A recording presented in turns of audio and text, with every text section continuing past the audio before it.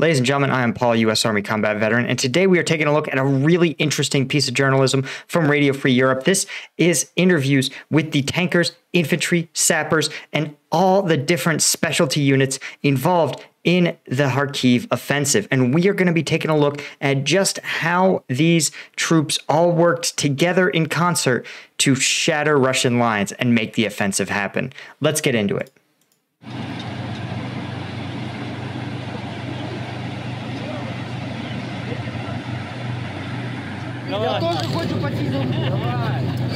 Right, they are discussing here the 400 towns is probably the Kharkiv area,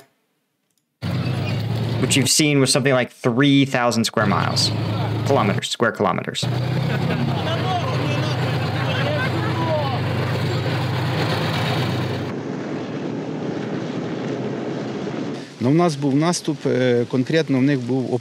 So when they say we are attacking the Russians' fortified position called Moscow, what they're talking about are defensive strong points. These are usually defensive areas that have really favorable geography, really favorable fields of fire.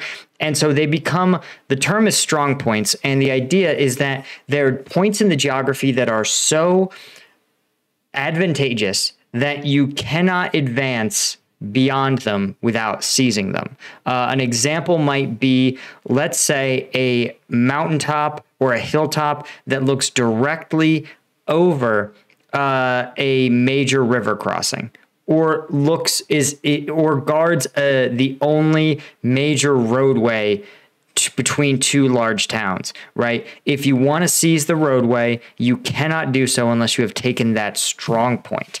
And so Moscow is probably the Ukrainian call sign or the Ukrainian designation for one of these major strong points. Says we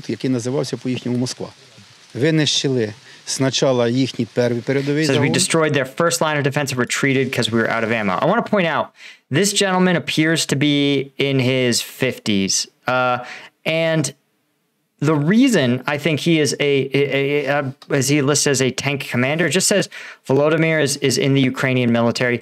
I suspect that he's probably a tank commander. And the reason I think the Ukrainian military has drawn some of these folks is because they probably served in the Soviet military as tank crew members. The reason, of course, is because it's really hard to train tank crew members, especially because that training takes months and months. It is specific to the tank that you're operating. And crucially, it requires that you have tanks to spare. You have to have tanks. You have to do tank gunnery, maneuver, radio call signs, everything. But if you have someone, even if they're maybe not physically totally optimal, who knows already how to use the tank, how to operate the tank in the context of a squadron of tanks, a battalion of tanks, etc., those skills can be refreshed quickly, much more quickly than they could be taught at baseline.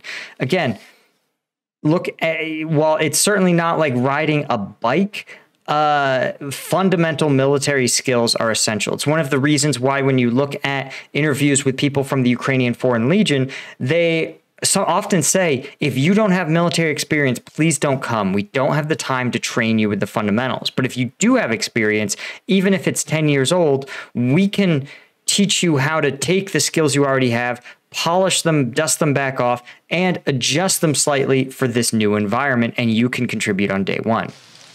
І відійшли, так як у нас закінчився боєкомплект. Ми заїжджали ще 3 рази.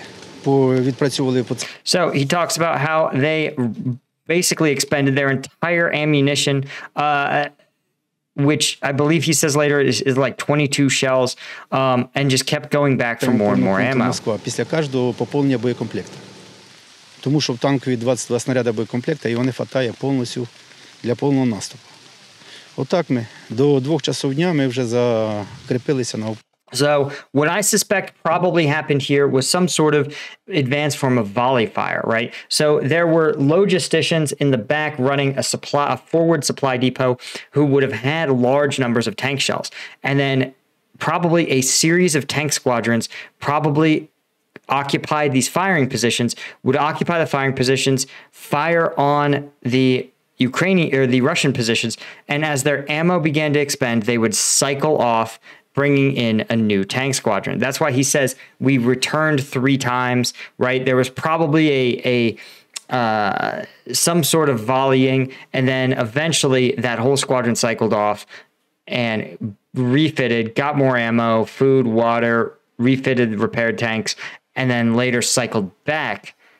And this is when he's talking about by 2 p.m. we had seized Moscow, the strong point.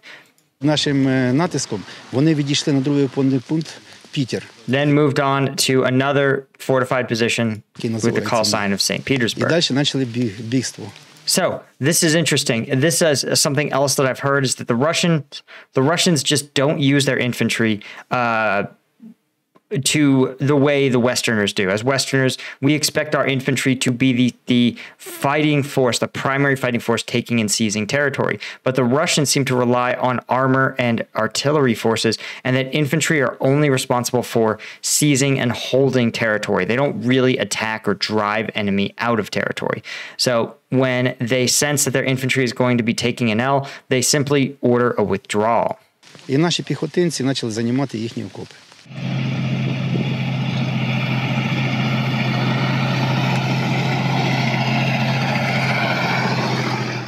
Они не ожидали, что танки пойдут.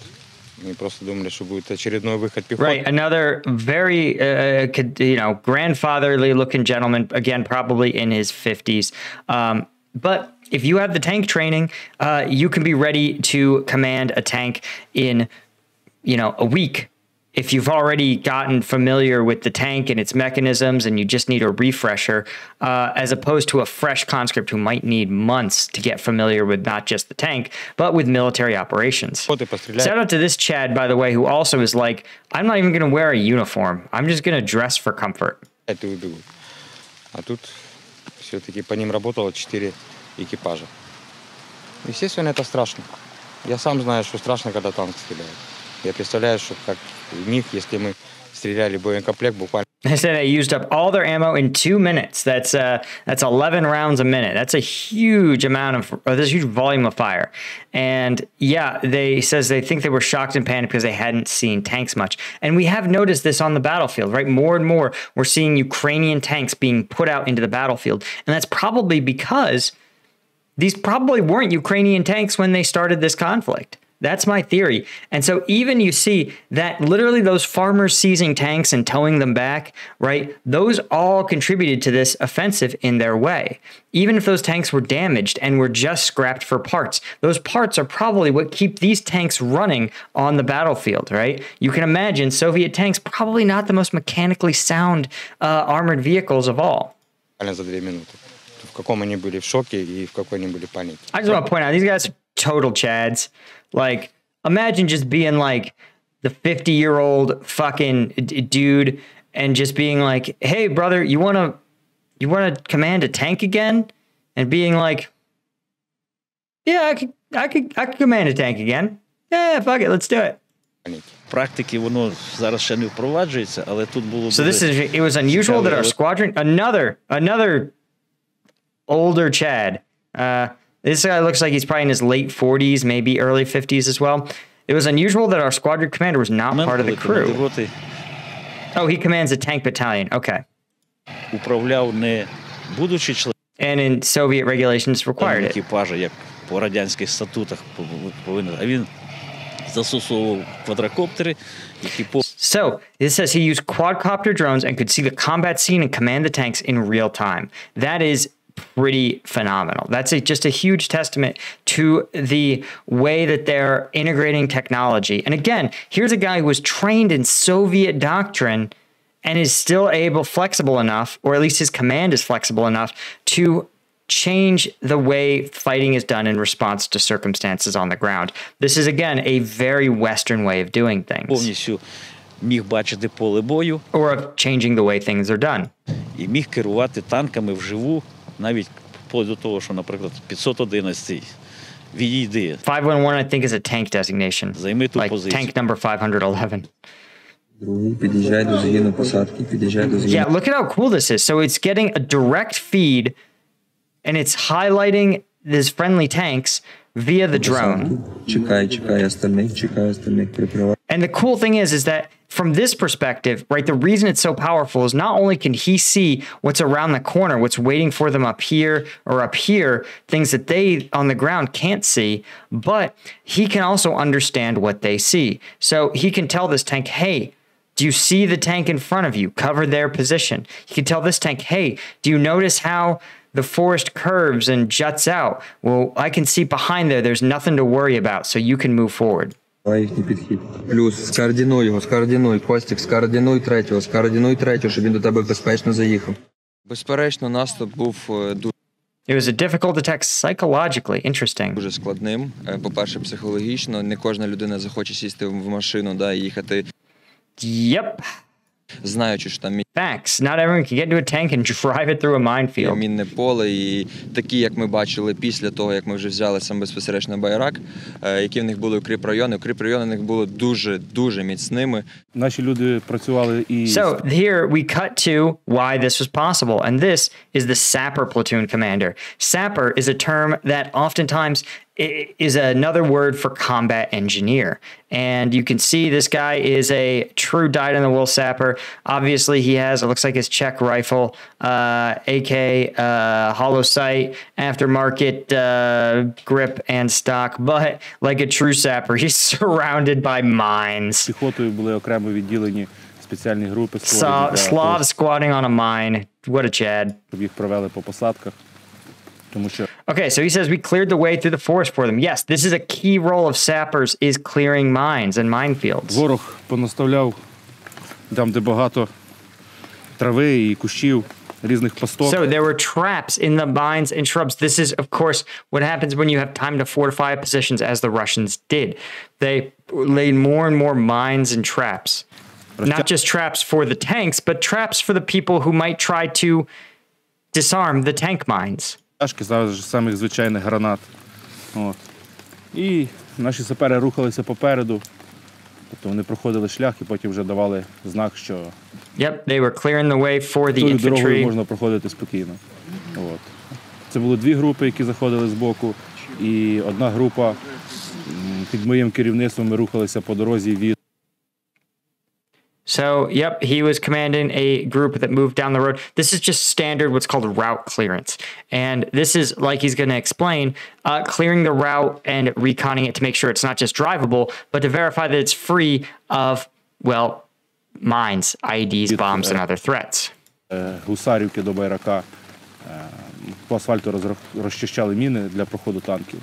Кацапи навіть не полінувалися, вони робили просто, ставили міну, верніше, ставили спочатку гранату, викопували невеличку ямку в асфальті, і зверху видьоргували чеку і зверху на ручку ставили міну. Коли неопитна людина або яка не розуміє того, просто приходить, її знімає, чека злітає, граната вибухає. І все. Кожну міну стягували спеціальною кішкою для своєї безпеки. So this is really interesting. I've never heard of this, a special hose to remove the mines. Probably a hose that either maybe goes underneath the mines and inflates somehow to lift the mine out from a distance. That's sort of what I suspect it might be, using an inflation mechanism to pop the mine out of its hole, just to avoid those sort of secondaries. But it could also be something where it literally washes out the area the mine is in. So what I suspect that probably these guys are doing is the initial clearing is done with probably mine detectors. So like metal detectors, where they sweep along the road looking for mines. This was a classic way that the U.S. dealt with IED threats. You could also use explosive sniffing dogs. That's a way to clear. Of course, you also have sights, sounds, and that sort of thing, where you'll see where dirt has been disturbed. You'll see where people have trampled. But again, in a position that's been dug for a long time, you might not necessarily have great evidence in the environment that a mine has been planted recently, because it might not be that recent. Так і рухалися. Рухалися ми, а ззаді всі остальні. В плані озброєння вони полишали свої кулеметні точки, Yeah, крупнокаліберні. this is an indicator of just how rapidly the Russians found themselves retreating, that they left behind even more weapons. And this is a lot of weapons. Кулемети, гранатометні засоби, противотанкові засоби полишали все в окопах, боєприпасів, уйма They велика. also, it looks like they deliberately ditched these vehicles. Initially, I thought it was a river crossing gone badly, but someone points out that they actually deliberately opened the doors to allow these vehicles to flood, that they're otherwise designed to float. Полишали все в окопах, боєприпасів, уйма велика. So yeah, lots of munitions still in the trenches. Of course, this might just be the munitions that they couldn't get out with, Дуже кількість which is also sort of crazy. Це свідчить про те, що в них боєприпасів ще є дуже багато. З того, що я бачив, But I hope you guys understand seeing this. This is just a small subset of the amount of weapons that are required to sustain combat operations. So you can imagine just hauling these, getting these into the hands of troops that are advancing is a huge logistical nightmare. And it's a really hard problem to solve. And it's a testament to, again, when we use the word like offensive and we're like, oh, the tank drive forward. But tank drive forward, sure, but you need parts. You need munitions. You need weapons. You need the sappers to clear routes. You need warehouses full of fuel and munitions and food to follow those tanks. And every time tank drive forward, supplies are right behind them. Їхні артилерійські позиції були викопані на вічність. От можна сказати, на вічність. 15-кілометрова посадка була засипана пустими укупорками, це для зарядів. Yeah, the scale of some of this artillery is, again, 15 square kilometers just littered with empty artillery rounds. Really, it's hard to express the scale of logistics of the military. And we think of them, right? We think of Call of Duty, where they just hand wave away things like ammunition, artillery, air support. The vehicles always run. These are things that you've hand waved away, the hardest part of war, right? These are, like we said, conscripts, old men who trained under the Soviet era, but with the right logistics support and, of course, the right experience and good commanders, they can win a war against a first-rate military power like Russia. І ящиками від боєприпасів. Тобто боєприпасів в них уйма. Вони могли би стріляти і ще раз стріляти. Успіху досягли, по-перше, що все-таки було бажання взяти ці опорні пункти, тому що вони, на жаль, дошкуляли, і це був такий плацдарм, який давав можливість потім з Балаклії розвинути наступ далі в глибину. Але тут основну роль грає. Right. This is a big discussion. Good coordination between the infantry, tanks, and artillery. And this is sort of, it's like winning a competition. Yes, having a MMA fighter, right, that's motivated is important. But then they need really good coaches. They need really good nutritionists. They need really good strength and conditioning. They need to stay injury-free. They have to have good management who's going to book them fights that they can win and grow their career. So while if you don't have motivation, nothing else happens. Motivation is not the sole thing. Like he talks about coordination, logistics, having good strategies. These are all important. Proper training. Організована взаємодія між піхотою, танкістами, артилерістами. І потрібно віддати належить, що все-таки ми були на допоміжному напрямку наступу, а основний тягар винесли 25-ка, які на лівому фланзі на напрямку головного удару діяли. І це в тому числі зіграло роль. Right, and all of this effort, all of this tremendous work by all of these crews working together, the sappers, the tankers, the infantry, and it wasn't even the main attack. It was a feint. Для тих, хто оборонявся. So again, I hope you guys get a little bit of a perspective on just what it takes to make a military operation happen. It's more than just put tank in place, tank drive forward. I hope you see that even a feint of an attack is still a tremendous logistical undertaking that requires, and the skill of the soldiers, to be sure, but the skill of soldiers that we oftentimes don't even think about, right? Sappers clearing mines, logisticians, transport specialists with boxes and boxes of ammo going right up to where the tanks are firing. All of these things have to work together. So just to make things run well, to make things happen. Anyway, guys, thank you so much for joining me. Of course, if you want access to the uncensored combat videos, the kind of YouTube won't let me show you, you want to become a member of the Patreon. Thanks to our Lieutenant tier patrons. You guys make this whole thing possible, and I will see you guys in the next one.